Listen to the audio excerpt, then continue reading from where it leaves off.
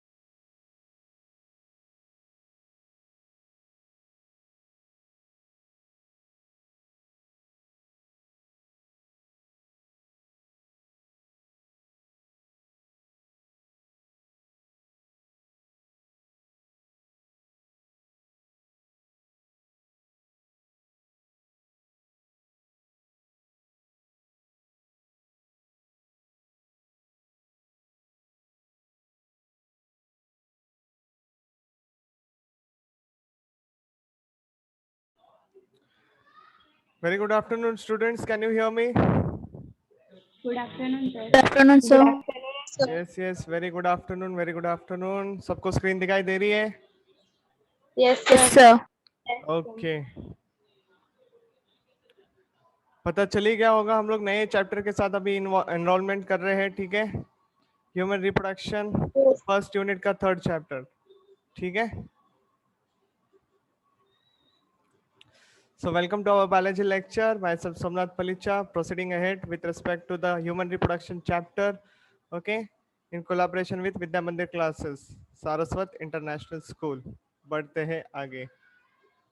ये जो फोटोग्राफ्स रखे हैं स्क्रीन पे, आई होप आप लोग इनके साथ काफी फेमिलियर होंगे। यस और नो? Yes, sir. एक पर्टिकुलर इंट्रोडक्शन दे के रखा है जस्ट छोटे से इसमें, है कि नहीं?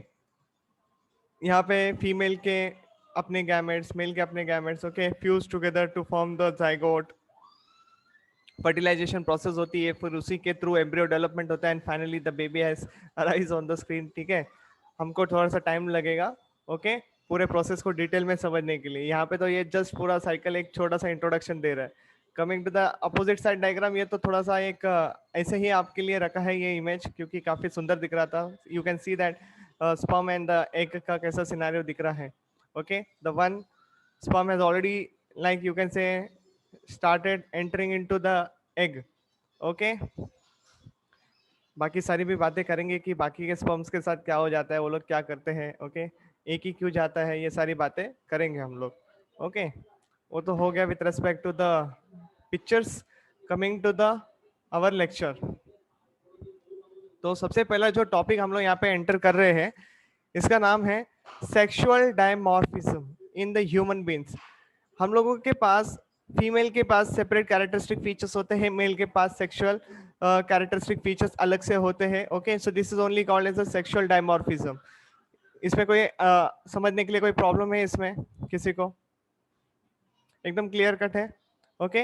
When male and the female individuals are differentiated externally, okay, the phenomenon is called as a sexual dimorphism. और ह्यूमन जो है ये सेक्सुअल डायमॉर्फिज्म दिखाते हैं, okay? The character which distinguish male and the female externally are known as the secondary sex characters। और ये कब बनते हैं, ये सारी बातें हम करेंगे, ठीक है? जैसे धीरे धीरे आगे जाएंगे तभी। अभी तो फिलहाल मैंने ये जो आज का जो लेक्चर रखा है वो विथ रेस्पेक्ट टू इंट्रोडक्शन ही रखा है। I am not going in the detail explanation. हाँ, लेकिन मेल के बारे में हम लोग थोड़ी बहुत बातें करेंगे, क्योंकि आपके सामने कुछ ऐसे इंपॉर्टेंट से पिक्चर्स रखूंगा। उन पिक्चर्स के ऊपर कुछ लेबलिंग्स है, कुछ डिफरेंट डिफरेंट पार्ट्स है, उनकी अलग से एक लोकेशन है जो आपको ध्यान में रखनी पड़ेगी, okay? Just a second, hold on.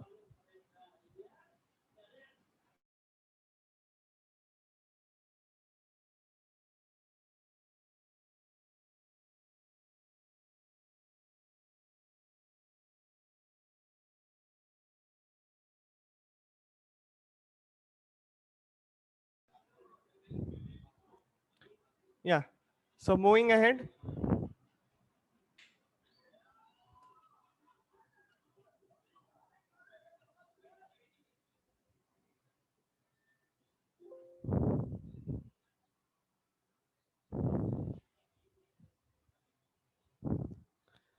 Now sexual dimorphism, ये जो पर्टिकुलर टॉपिक है, यहाँ पे कुछ कैरेक्टरिस्टिक फीचर्स दिए हैं, आप लोग खुद भी यहाँ से अंदाजा लगा सकते हो। हम लोग बात कर रहे हैं सेकेंडरी सेक्स कैरेक्टर्स को लेंगे, ओके। लेकिन इसके अलावा भी हम बात करेंगे some important points over here, जैसे कि आपके स्क्रीन पे देखो कुछ कैरेक्टर्स मेंशन किए हैं, यहाँ पे मेन है, यहाँ पे वुमेन के कैरेक्टरिस्टिक फीचर्स आएंगे। तो देखो क्या क्या फर्क है। जनरल स्ट्रक्चर की अगर हम बात करें तो मैन के जो कैरेक्टरिस्टिक फीचर्स है, they have the muscular body, chest is present, okay. Whereas in human, human female के बारे में बात करें यहाँ पे तो लेस मस्कुलर बॉडी होती है, chest is absent over here, okay. Aggressiveness के लेके बात करते हैं, ये बहुत ज्यादा देखा जाता है, ओके, खास करके मेल्स में, और वुमेन में लेस। क्या आप लोग एग्री करते हो इसके साथ? हाँ, उल्टा होता है ना ये? Yes, sir. नहीं, उल्टा होता है, ओके, या सेम होता है, ओके, चलो जो भी है। सो खास करके अगर हम बात करें जनरल वे में तो मेल्स थोड़े एग्रेसिवनेस होते हैं, फीमेल्स थोड़े से पोलाइट होते हैं, ऐसा बोल सकते हो, ठीक है, कंपेरेटिवली मेल्स। हेयर ग्रोथ की बात करते हैं, मेल्स में like beard, moustaches, pubic hairs देखने मिल सकते हैं, फीमेल्स में भी प्यूबिक हेयर्स देखने मिलते हैं, ओके। इसके अलावा अंडर आर्म्स में जो हेयर ग्रोथ होती है, ये सारी बातें भी आती है आर्मपिट रीजन्स में not, okay. Coming to the next part, memory glands are not developed in the males, okay, whereas females they have the well developed memory gland over here. Coming to the next part, skin, यहाँ पे mails में skin थोड़ी हेरी होती है, ज्यादा करके देखने मिलती है, और फीमेल्स में भी होती है लेकिन लेस हेरी होती है comparatively males, okay. And actually the skin is little rough also, दोनों केस में आपको थोड़ा बहुत स्किन का रफनेस भी जानेगा, ओके, पता चल जाएगा, थोड़ा सा रफ होता है skin, okay. Coming to the next part, shoulder के बारे में बात करते हैं, शोल्डर ब्रॉड होने लगते हैं मेल्स में, okay, whereas in females it is not considered as a broad shoulders, okay. Coming to the next part, pelvis region, pelvis plays a very important role, okay, with respect to the females, इसलिए females में pelvis region जो है ये broad आपको देखने मिलेगा, whereas in the males it is not considered as a broad pelvis, okay। इसके बारे में हम आगे जाके बात करेंगे, okay, क्योंकि pelvis का बहुत इंपॉर्टेंट फंक्शंस है with respect to the delivery of the baby and all, वो सारी बातें आप लोग धीरे धीरे समझोगे, ओके। लैरिंग्स को लेके बात करते हैं, लाइक यहाँ पे ये जो है मोर अपेरेंट है, less apparent, what did you understand by this more apparent less apparent? यानी विजिबल होना, जैसे कि यहाँ पे ये for example understand, try to understand this is Adam's apple, जैसे अभी कैसे विजिबल हो रहा है, इसके वजह से एक पर्टिकुलर वॉइस में चेंजेस आपको देखने मिलता है, उसी तरीके से फीमेल्स में भी लाइक ये सारी बातें ऐसे विजिबल नहीं होती, मतलब अपेरेंटली का मतलब ये है कि पता चलना, okay, that is what you have to understand from here. तो लैरिंग्स के बारे में most apparent you can see over here in the males, and females में लेस अपेरेंट होते हैं। वॉइस की बात करते हैं, लाइक जेंट्स की जो वॉइस होती है वो लो पिच वॉइस होती है, और फीमेल की है हाई पिच वॉइस। ये जो वॉइस वाला जो सिनेरियो है ये एग्जाम में पूछा जाता है, ये नीट का क्वेश्चन बनाता है, आप लोग इसके ऊपर ध्यान रखोगे, ठीक है, with respect to the voice, okay. So low pitch देखा जाता है मेल्स में, हाई पिच देखा जाता है वुमेन्स में। एग्री करते हो कि नहीं करते हो? Okay, Sir. अभी करते हो एग्री, ओके, ठीक है। Coming to the next part, breathing को लेके बात करते हैं।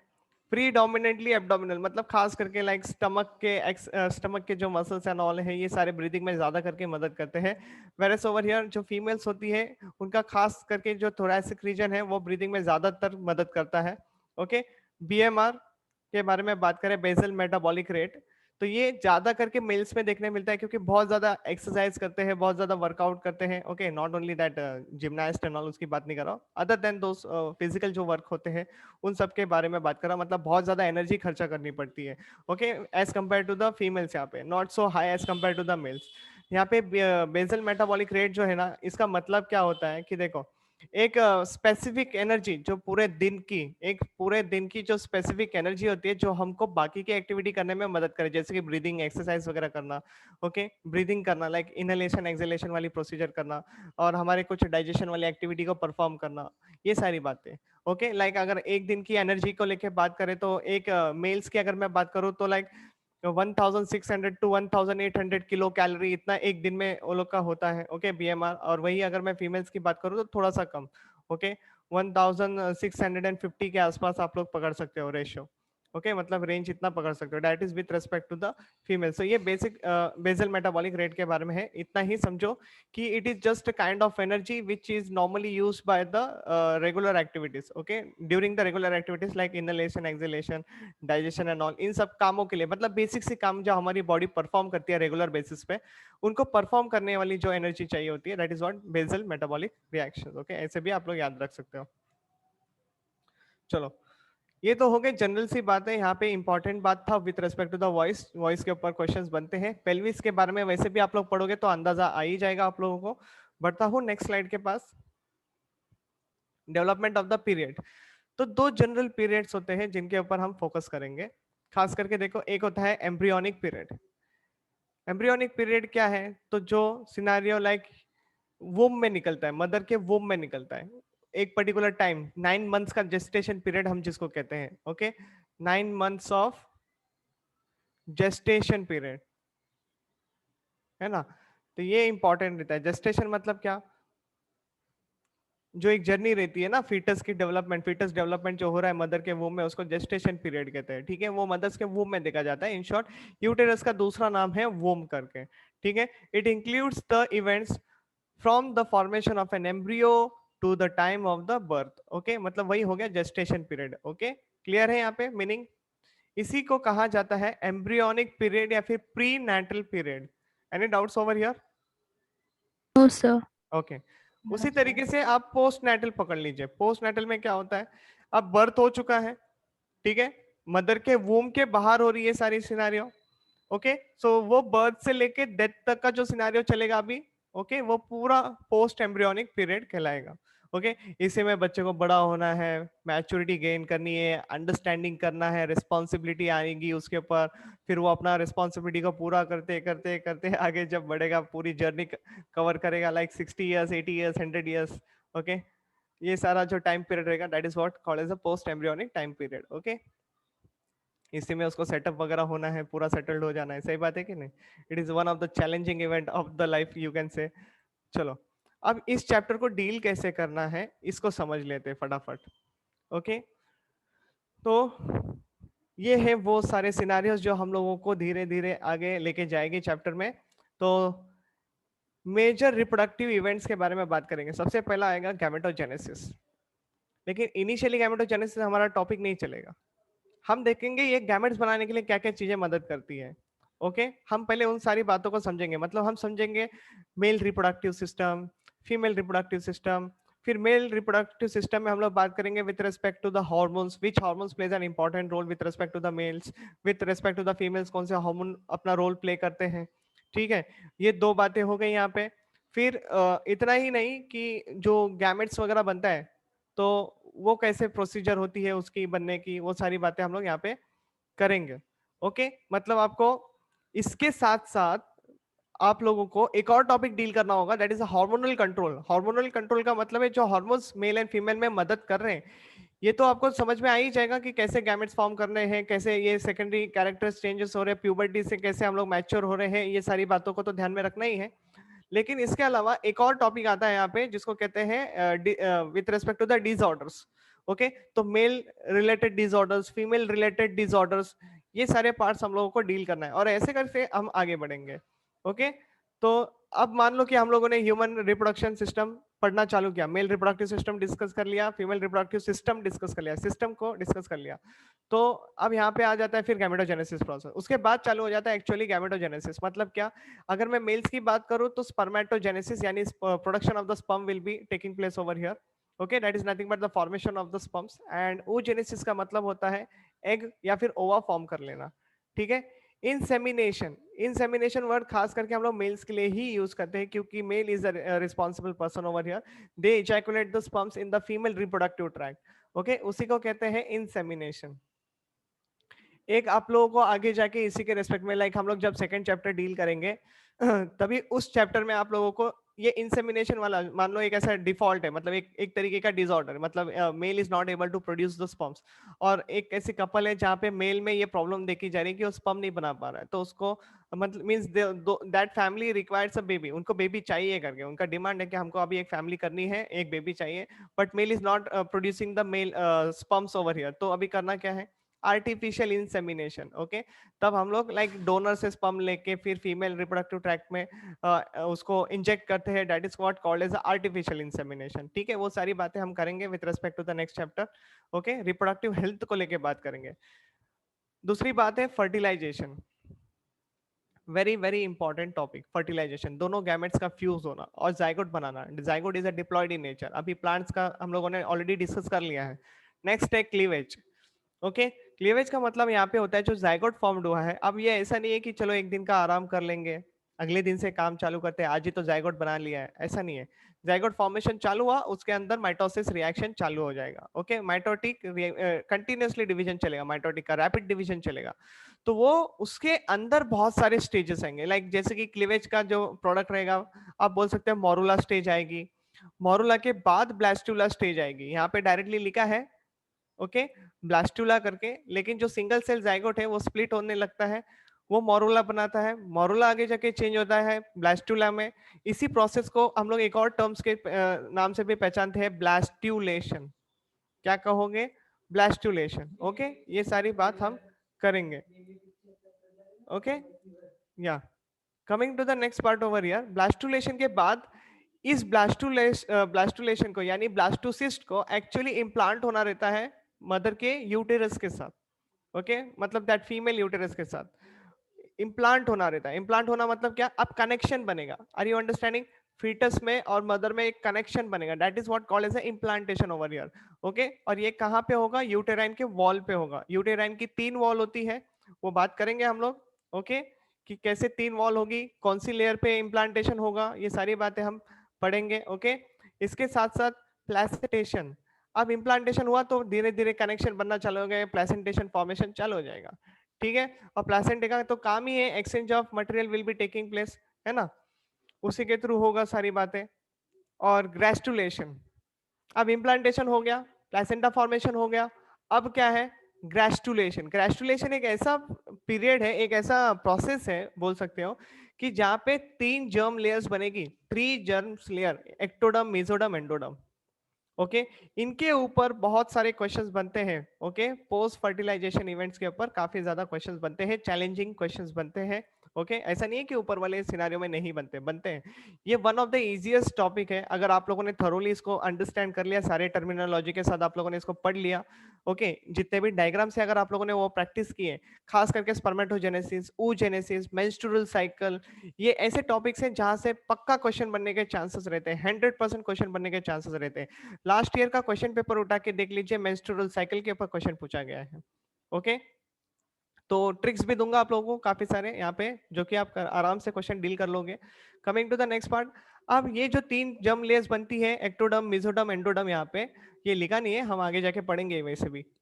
Ectoderm, okay, meso and endoderm, ये हर एक लेयर का अपना अपना खास बात है, हमारे बॉडी के हर एक डिफरेंट डिफरेंट लेयर्स बनाते जाते हैं लोग, ओके। मतलब ऑर्गेनोजेनेसिस कह सकते हो। इसके बाद क्या है? ऑर्गेनोजेनेसिस। जैसे ये 3 लेयर बन जाएगी, अब बनेगा ऑर्गेनोजेनेसिस का प्रोसेस, मतलब ये 3 लेयर अपना अपना रिस्पेक्टिव ऑर्गन बनाएंगे, ओके। और उन ऑर्गन्स का अपना अपना एक रिस्पॉन्सिबिलिटी होगा जो उनको पूरे साइकिल में करना है, मतलब थ्रू आउट द लाइफ उनको परफॉर्म करना है। फिर आता है, देखो, अब ऑर्गेनोजेनेसिस हो गया, मतलब ऐसे समझ लो ना, ऑर्गेनोजेनेसिस स्टार्ट हुआ मतलब ऑर्गन सिस्टम डेवलप हुआ, ऑर्गन सिस्टम डेवलप हुआ मतलब ऑर्गेनिज्म डेवलप हो रहा है, ओके। अब ये टाइम पीरियड टोटल निकल जाएगा, 9 मंथ्स का टाइम पीरियड निकल जाएगा, because we are talking with respect to the human beings, okay. तो एक पर्टिकुलर टाइम पीरियड निकल जाएगा, उसके बाद क्या है? Delivery of the child, okay. उसी को कहते हैं पास्चुरेशंस, ओके। जो यूटेरस की 3 लेयर होती है, उनमें से एक लेयर जो है यहाँ पे डिलीवरी ऑफ द चाइल्ड में बहुत ज्यादा मदद करती है। इतना ही नहीं, हार्मोन्स भी यहाँ पे बहुत इंपॉर्टेंट रोल प्ले करेंगे, ठीक है। तो क्या हो रहा है? It involves expelling of the baby from the mother's womb, तो डिलीवरी हो रही है, ओके। तो ये इस तरीके से हम लोग प्रोसीड करने वाले हैं। एक ओवरऑल आइडिया मिल ही गया होगा आप लोगों को,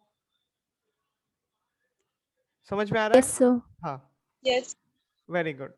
अभी यहाँ पे मैंने एक्चुअली ज्यादा ज्यादा स्लाइड्स यहाँ पे बिल्कुल रखी नहीं है, क्योंकि ये 2 डायग्राम, ये 2 पिक्चर है, देखो, एक तो ये पिक्चर है आपके स्क्रीन पे, ठीक है। और दूसरा एक पिक्चर जो था, जो अभी मैंने आपको दिखाया, this is NCERT image which is there on the screen. ऐसा नहीं है कि ये भी एक्चुअली एनसीईआरटी है, बट यहाँ पे लेबलिंग बहुत ज्यादा डिटेल में दी गई है, ओके, एनसीईआरटी का थोड़ा सा सिंपल फॉर्मेशन में लेबलिंग है। करना आपको एनसीईआरटी का ही डायग्राम है दोनों भी, जैसे कि ये वाला जो डायग्राम अभी स्क्रीन पे है ये एनसीईआरटी का है, इसकी लेबलिंग आपको ध्यान रखनी है। क्यों? तो लेबलिंग बेस्ड क्वेश्चंस बनते हैं खास करके इस डायग्राम से, और जो कॉन्सेप्ट बेसिस जो क्वेश्चंस होते हैं वो इस डायग्राम से आपके सॉल्व होने वाले हैं। ठीक है, और भी बहुत सारे डायग्राम्स है जो मैंने आगे प्रेजेंटेशन बढ़ाया नहीं है क्योंकि मुझे आज इसी के बारे में आपके साथ डिस्कशन करना है। तो पूरा रेडी हो जाओ, अभी इसी डायग्राम्स को अभी हम समझने वाले हैं। ओके, तो हमारा लेक्चर कंप्लीटली इसी के बेसिस पे रहेगा। देखो यहाँ पे ये तो डायग्राम एनसीईआरटी का है ही, ये तो थोड़ा सा कॉम्प्लिकेटेड दिखता है, मैं आपको और सिंपलेस्ट फॉर्मेशन में देता हूँ। ठीक है, और सिंपल फॉर्म करके देता हूँ। देखो यहाँ पे ये जो स्क्रीन है ना ये पूरी ब्लैंक है। ठीक है, ये हमारे लिए व्हाइट बोर्ड जैसे काम करेगी, ऐसे समझ लो। ठीक है, तो अब हमको करना क्या है, यहाँ पे मेल रिप्रोडक्टिव सिस्टम को समझना है। तो सबसे पहले यहाँ पे हम बनाएंगे, आप मुझे बताओ कि ये क्या हो सकता है।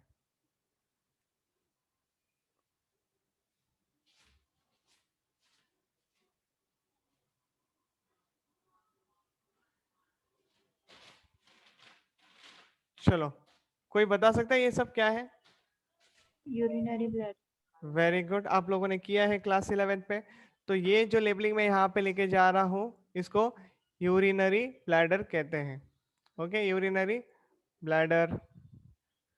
अब मुझे बताओ ये क्या हो सकता है साइड वाला? यूरेटस। यूरेटर्स है ना, these are ureters, very good. और ये क्या होगा फिर? यूरेथ्रा। Urethra, very nice. चलो, यहाँ पे सारे क्वेश्चंस आप लोगों ने डील कर लिए with respect to this okay particular point. अभी मैं बढ़ता हूँ with respect to the male reproductive system. Okay, आप उसको ठीक तरीके से समझ लो। यहाँ पे ये जो यूरिनरी ब्लैडर है, let me change the colour, कोशिश करो कलर्स को कैच करने के लिए। I hope you can see that diagram, है ना, ऐसे पिरामिडल स्ट्रक्चर आप लोग यहाँ पे देख रहे हो। ठीक है, अब ये स्ट्रक्चर कैसा है, तो ऐसे बीच में से काटा हुआ है। ठीक है, I hope you understood, LS of the complete section का पूरा एलएस है, ऐसे मानना पड़ेगा। ठीक है आप लोगों को, तो ये है प्रोस्थेट ग्लैंड। क्या बोलोगे आप लोग इसको? प्रोस्थेट ग्लैंड। डाउट क्लियर है? अगर पूछा जाएगा where is the prostate gland present, what will be your answer? Below urinary bladder. Very good, it is present below urinary bladder. What is the structure of the prostate gland, अगर question आया तो? Pyramidal structure. Okay, pyramidal shape. Okay, दूसरा बात, now does the prostate gland has any duct, ऐसे question आया तो? No. आपको दिखता है मैंने डक्ट बनाया? डक्ट बनाया वहां पे? नहीं है ना, डक्ट नहीं है वहां पे, it is a ductless. Okay, question समझ में आया किस तरीके से आते हैं? ये हो गया डक्टलेस ग्लैंड। ओके, ध्यान रखना इस बात को लेके। अभी मैं नेक्स्ट सिनेरियो बनाने जा रहा हूँ। देखो, अब यहां से मैंने कुछ डक्ट्स बनाए हैं। ओके, ये मैंने डक्ट बनाया और यहाँ पे मैं कुछ ऐसा बड़ा सा ग्लैंड बना दे देता हूँ दोनों जगह पे। ठीक है, ये जो यहाँ पे मैंने बनाया इसको क्या कहेंगे और इसको क्या कहेंगे, अभी ये आपको ध्यान में रखना है। ठीक है, तो ये है समाइनल वेसिकल्स। क्या ये समाइनल वेसिकल्स? और ये जो डक्ट है इनकी, इसको आप बोलोगे इजैक्यूलेटरी डक्ट। समझ में आया क्या बोलोगे आप इसको? Ejaculatory duct. दो लेबलिंग क्लियर है। अब बढ़ेंगे हम लोग आगे। मैं नेक्स्ट कलर ले रहा हूं, यहाँ पे ध्यान देना, बहुत सिंपल है समझने के लिए। So now I'm drawing the most important region over here. You can see this. So this is a penis region. Okay. और ये जो है this region it is called as a glans penis. Okay. ये जो एटा है gland penis is the tip of the penis region, ऐसे कह सकते हो। And this is actually sensitive, क्योंकि वहां पे सारे नर्व एंडिंग्स, ब्लड सप्लाई, ये सारी बातें रहती है। It is a sensitive region. अभी ये यहाँ पे बनाया क्यों? क्योंकि हमको यूरेथ्रा को डिफरेंशिएट करना है। हमको क्या करना है? यूरेथ्रा को डिफरेंशिएट करना है। कैसे करेंगे यूरेथ्रा को डिफरेंशिएट? देखो, अगर मैं यहाँ पे एक बॉक्स बनाऊं, ये रहा एक बॉक्स। ओके, फिर यहाँ पे मैं दूसरा बॉक्स बना रहा हूँ और बाकी का जो एरिया है वो पेनिस के अंदर है, ठीक है। You can see on the screen. Tell me how many box are there? 3. 3 box are there, okay. अब ये जो ऊपर वाला बॉक्स है वो किसके अंदर है? प्रोस्थेटिक यूरेथ्रा के। समझ में आया कैसे लेबलिंग किया? प्रोस्थेटिक यूरेथ्रा कैसे आया word prosthetic Yes, urethra? sir. क्योंकि उतना urethra is present in the prostate gland, इसलिए प्रोस्थेटिक यूरेथ्रा, ठीक है। अब देखो क्या है, ये जो सबसे नीचे है वो पेनिस के अंदर है और सबसे इलोंगेटेड मतलब बड़ा एरिया है, ऐसे कह सकते हो। तो उसको मैं बोलूंगा पिनाइल यूरेथ्रा, ओके। क्या बोलूंगा? Phenyl urethra. फाइन, यहां तक किसी को कोई डाउट नहीं है ना? No, sir. ये जो बीच में है इसको हम बोलेंगे मेम्ब्रेनियस, मेम्ब्रेनियस यूरेथ्रा, ठीक है। यूरेथ्रा इसको बोलेंगे, यानी आप लोग एक और नाम ले लो, मिडल यूरेथ्रा। क्या बोलोगे? Middle part of the urethra, ऐसे बोलो, ठीक है। Middle part of the urethra, upper part of the urethra will be called as the prostatic urethra, lower part of the urethra will be called as मतलब lower part of the middle urethra will be called as the penile urethra, या फिर the urethra which is present in the penis region is called as the penile urethra. The longest one is the penile urethra only, okay. पूरे urethra की जो length होती है, complete urethral length is approximately 20 centimeter. कितना बड़ा होता है ये? 20 centimeter in the males I am talking about, in the males, okay. Females की अगर मैं बात करूं, in case of the female it is only 4 centimeter. We had already discuss this in the live lecture, right? हम लोग जब school में discuss कर रहे थे तभी। तो ये 4 सेंटीमीटर का होता है। नाउ ये तो हो गए बाकी के पार्ट्स, ओके। अब मैं कुछ और भी चीजें यहाँ पे ऐड करना चाहूंगा। तो देखो यहाँ पे ये जो बीच में जो मेम्ब्रेनियस यूरेथ्रा है ना, या फिर मिडल यूरेथ्रा, यहाँ से 2 छोटे ग्लैंड रहेंगे ऐसे, इनको बोलते हैं कॉर्पस ग्लैंड। क्या बोलेंगे आप इसको? कॉर्पस ग्लैंड, या फिर इसी कॉर्पस ग्लैंड का दूसरा नाम मैं इसके बाजू में लिख देता हूँ, ठीक है, वहां पे स्पेस नहीं है। तो इसका दूसरा नाम है बल्बो यूरेथ्रल। क्या बोलोगे? Bulbo urethral gland. Doubt clear है आप लोगों का? मतलब एक्चुअली लेबलिंग क्लियर है, डाउट तो अभी तक हुए नहीं है, अभी तक तो लेबलिंग है, सारी बातों को आप समझ रहे हो। Any problem over here to understand this? No, sir. Very good. अब देखो, ग्लैंड है ना, अपना अपना सिक्रीशंस करेंगे, बात सही है कि नहीं है? ओके। तो यहाँ पे ये जो समाइनल वेसिकल है ये भी कुछ सिक्रीशन करेगा, यहाँ पे भी समाइनल ग्लैंड है, यहाँ पे भी सिक्रीशन चलेगा। ये खुद एक प्रोस्टेट ग्लैंड है तो ये भी अपना सिक्रीशन करेगा। बात समझ में आ रहा है? ओके। और एक बात समझो, ये यहाँ पे कॉर्पस ग्लैंड है या फिर बल्बो यूरेथ्रल ग्लैंड है जिसका दूसरा नाम है, वो भी सिक्रीशन करेगा। ये क्या करता है? ये पिनाइल यूरेथ्रा को लुब्रिकेट करता है। क्या करता है? पिनाइल यूरेथ्रा, ये जो बाकी का है ना, जो पेनिस के अंदर है, उतना पूरा यूरेथ्रा जो है वो लुब्रिकेट किया जाएगा when the sperms are to be ejaculate, okay, मतलब just before the ejaculation process this penile urethra will be lubricated by the secretion of the corpus gland, ठीक है। क्यों करना जरूरी है? क्योंकि हो सकता है, देखो, urethra is a common passage for the passage of the urine as well as the sperm, है कि नहीं? दोनों एक ही ट्यूब से जा रहा है, ऐसा तो नहीं है कि मैंने वहां पे 2 ट्यूब अलग से बनाए हैं, ये रहा स्पेशल स्पर्म के लिए और दूसरा रहा special for the urine passage, ऐसा तो नहीं है। अंडरस्टूड? तो इनिशियली जो भी लाइक यूरिनेशन हुआ रहेगा, थोड़ा सा एसिडिक कंडीशन वहां पे हुआ रहेगा, तो उसको न्यूट्रलाइज करने का काम जो है वो कॉर्पस ग्लैंड के सिक्रेशंस करवा के देते हैं। डाउट क्लियर एकदम? Yes, sir. ओके। अब मैं और भी इसमें बहुत सी चीजें ऐड करने वाला हूँ, so try to understand each and every part over here. देखो, let's take the next colour now. कौन सा दिखेगा? ग्रीन दिखेगा, ग्रीन यूज किया है। लाइट ब्लू भी यूज किया है, चलो I think light blue use नहीं किया है, ठीक है। चलो इसको यूज करता हूँ मैं अभी, लाइट ब्लू को। ध्यान दो, मैं कुछ यहाँ पे बनाने जा रहा हूँ फटाफट। ये जो पेनिस तो है ये फ्रंट साइड है, अपर साइड है, ओके। इसके पीछे के साइड से यहाँ पे ऐसे 2 सैक, एक्चुअली 2 नहीं बोल सकते, सैक लाइक स्ट्रक्चर होता है। What is this? Sac like structure. इसकी लेबलिंग यहाँ पे नीचे ले रहा हूँ, ध्यान देना ठीक से। It is a sac like structure. इसको हम लोग कहते हैं, एनी आइडिया? स्कॉर्टम। क्या कहते हो आप इसको? Scrotum. Scrotum is a sac in which the testis are placed. Any doubts over here? Okay. तो टेस्टिस आर पेयर्ड स्ट्रक्चर। देखो यहाँ पे, ये एक टेस्टिस यहाँ पे रख देते हैं, दूसरा टेस्टिस यहाँ पे रख देते हैं, ठीक है। सो देयर आर 2 टेस्टिस, तो यहाँ पे लिख देता हूं, क्लियर है सबको?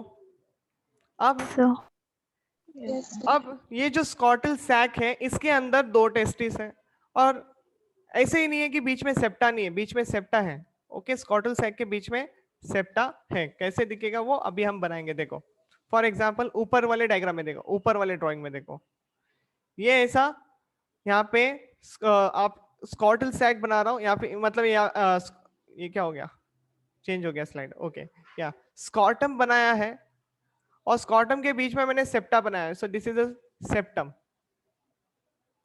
आप लोग स्कॉटल सेप्टम भी कह सकते हो, कोई दिक्कत नहीं है। Okay, there is a septa, तो पार्टीशन हो गया। हर एक कंपार्टमेंट में एक टेस्टिस प्रेजेंट रहेगा, इतना ही है। समझ में आ गया आप लोगों को? So they are present in the respective chambers. अब इतना ही नहीं, वो टेस्टिस को पकड़ के रखने वाले नीचे आप देख रहे हो येलो कलर का टिश्यू है वहां पे, it is acting like a pad. Okay, इसको कहा जाता है ग्यूबर्नाक्यूलम। Okay, ग्यूबर्नाक्यूलम। What is the function of the gubernaculum? They hold the testes in respective of their places. Okay, they hold the testes in their places. वहां से ऐसा नहीं कि एक वाला ऐसे उठ के यहाँ पे चले जाएगा तो दोनों एक ही कंपार्टमेंट में आ जाएंगे, ऐसी बातें नहीं होती यहाँ पे। तो ग्यूबर्नाक्यूलम का काम ही वही है कि टेस्टिस को अपनी जगह पे पकड़ के रखना है। क्लियर हो गया? yes, sir. सारी डायग्राम क्लियर हो रही है अभी आप लोगों को? अब मैं आपको अगले डायग्राम के तरफ लेके जा रहा हूँ। सो यहाँ पे पहला ग्यूबर्नाक्यूलम को ऐड कर देते हैं। देखो ये मैंने यहाँ पे ओरिजिनल डायग्राम में ग्यूबर्नाक्यूलम को ऐड कर दिया। Let's try to understand. I am going very slow, try to understand. Diagram looks like complicated but actual में नहीं है, क्योंकि आप लोग अभी पहली बार सारी लेबलिंग्स देख रहे हो। जैसे जैसे हम आगे बढ़ेंगे आपको और अच्छे से क्लियर होते जाएगा। अब ये जो ग्यूबर्नाक्यूलम हो गया ना, तो टेस्टिस के ऊपर से आप लोग देख रहे हो मैं कुछ कॉइलिंग स्ट्रक्चर बना रहा हूँ। कॉइल्ड स्ट्रक्चर बनाया येलो कलर से, हाईली कॉइल्ड स्ट्रक्चर है ना? सी Yes. दैट स्ट्रक्चर यहाँ पे मैं नीचे लिख रहा हूँ, it is called as epididymis. क्या बोलते हो आप इसको? Epididymis. Okay, now what happens to that epididymis? It will form a tube and that tube is going away, ऊपर जा रहा है। टर्न मारा, किधर टर्न मारा? यूरेटर्स के ऊपर से टर्न मारा। Can you see that? ये यूरेटर्स ऐसे ऊपर लेके जाओ एब्डोमिनल रीजन में, किडनी के साथ अटैच होते हैं ना, वो किडनी के साथ अटैच होते हैं, वो आपको पता है। अब ये टर्न मार के जब नीचे आएगा ऐसे, कैन यू सी वो किधर तो आके अटैच हुआ? कोई बता सकता है कहाँ पे अटैच हुआ वो? This region is called as, कौन सा डक्ट है वो? Regulatory duct. Very good. Okay, तो जो अभी मैंने इतना बड़ा डक्ट बनाया है उसको क्या कहते हैं? Vas deferens. क्या कहते हो आप लोग उसको? वास डिफरेंस या फिर वासा डिफरेंस। ओके, क्लियर हो गया? वासा डिफरेंस। तो स्पर्म बनाने का काम टेस्टिस, स्पर्म्स गए एपिडिडाइमिस में, एपिडिडाइमिस में से गए वो वास डिफरेंस में, वास डिफरेंस से वो घुस गए इजैकुलेटरी डक्ट में, इजैकुलेटरी डक्ट में जब तक वो पहुंच रहे तब तक समाइनल वेसिकल ने अपना सिक्रीशन भी वहां पे छोड़ दिया। सही बात है कि नहीं? क्लियर हो रहा है कि नहीं? Yes. हाँ, अब जब वो स्पर्म वहां पे और समाइनल वेसिकल का सिक्रीशन लेके थोड़ा सा आगे बढ़ेंगे, वो कहां पे घुस जाएंगे? प्रोस्टेट ग्लैंड में घुस जाएंगे, क्योंकि ओपनिंग तो कहां पे हो रही है? प्रोस्टैटिक यूरेथ्रा में हो रही है। तो प्रोस्टैटिक यूरेथ्रा के अंदर ये जो प्रोस्टेट ग्लैंड है वो भी अपना सिक्रीशन डालेगा ना। वो कैसा डालेगा समझो, यहाँ पे इधर देखो, मेरे हाथ में पेन दिख रहा है, आप सभी लोगों को पेन दिख रहा है? ओके, तो ये जो मेरा हाथ है ना, ये प्रोस्टेट ग्लैंड है। Can you see that? मैंने ऐसे पकड़ा है। Understand, try to understand this. तो अभी ऊपर से दिखाऊंगा तो ये ऐसे ही दिखेगा ना, बीच में से यूरेथ्रा है और ये बाकी का पूरा प्रोस्टेट ग्लैंड है। ठीक है, तो ये अपना सिक्रीशन है ना डिफ्यूज फॉर्म में डालेगा। किस में डालेगा? किस में डालेगा डिफ्यूज फॉर्म में? प्रोस्टैटिक यूरेथ्रा में। Are you understanding? Yes, sir. हाँ, तो क्या क्या चीजें समझ में आई? देखो अपने पास टाइम अभी बचा है 5 मिनट, ये मीटिंग खत्म हो रही है, फिर हम लोग दूसरा मीटिंग में डिस्कस करेंगे। तो स्पर्म आगे जा रहा है, पहुंच गया इजैकुलेटरी डक्ट में, वेसिकल से थोड़ा सा नरिशमेंट, मतलब थोड़ा सा वॉल्यूम ऑफ समाइनल ग्लैंड्स के थोड़ा सा सिक्रीशन ले लिया। ऐसे सिक्रीशन वर्ड यूज करेंगे क्योंकि आगे जाके हम बदलने वाले हैं सारे स्टेटमेंट्स को। सिक्रीशन ले लिया, फिर वो लेके वो स्पर्म आगे गया, प्रोस्टैटिक यूरेथ्रा में घुस गया। उसी समय में प्रोस्टेट ग्लैंड ने अपना सिक्रीशन वहां पे डाल दिया। ठीक है, अब जब ये सारी बातें ट्रेवल हो रही है यूरेथ्रा में, अब नीचे वाला ग्लैंड अलर्ट हो गया। कौन सा ग्लैंड अलर्ट हो गया, कोई बता सकते हो? नीचे है ना ग्लैंड एक? Corpus very gland. गुड, या कॉर्पस ग्लैंड बल्बोयूरेथ्रल ग्लैंड जो है वो अलर्ट हो गया, उन्होंने क्या क्या फटाक से आगे जाके मतलब ये जो अपने सिक्रीशन से ना लुब्रिकेशन करने वाले म्यूकस सिक्रीशन जो है वो फटाफट पिनाइल यूरेथ्रा में डाल दिया, जिसके वजह से क्या हो गया वहां का जो पीएच है ना वो गिर जाता है, लाइक बेसिक पीएच हो जाता है, न्यूट्रलाइज हो जाता है सारी बातों को, and then sperm start moving ahead, are you understanding, and then it will be like ejaculated outside the body, out means where it will be from ejaculated through the penis, अगर female coitus हो रहा है तो it will be ejaculated in the female reproductive tract. समझ में आया? Clear है? Okay अभी बहुत सारी लेबलिंग है जो मैंने यहाँ पे नहीं की है, वो धीरे धीरे आपको आगे लेके जाके बताऊंगा। यहाँ तक किसी को कोई डाउट? ये पूरा डायग्राम है, सारी बातें एकदम क्लियर समझ में आ गई? Yes, sir. एकदम सिंपल फॉर्मेशन का डायग्राम है, ठीक है। अब एक काम करते हैं, वैसे भी मैं आगे अगर बताऊंगा तो वो इनकम्प्लीट रह जाएगा, so we will be like बंद करते हैं ये मीटिंग को और दूसरा चालू करते हैं, ठीक है? तो बेटर रहेगा। सर, हाँ बोलो। हमारा क्लास है। तुम्हारा क्लास है अभी? कौन सा क्लास है यार? साधना मैम 12:45। अच्छा तो एक काम करते हैं, 4 मिनट है यहाँ पे कुछ डिस्कस कर लेते हैं। अच्छा 12:45 पे है, तो ठीक है फिर जाओ फिर, ठीक है बाकी की बातें हम बाद में करेंगे क्योंकि वैसे भी थोड़ा और ओपन अप करना पड़ेगा डायग्राम को, ठीक है। So we will be meeting in the next lecture. Fine बच्चा लोग? Okay, sir. Okay thank you sir. या ओके Bye, बेटा, sir. Thank you, bye sir. Bye bye बेटा, टेक केयर।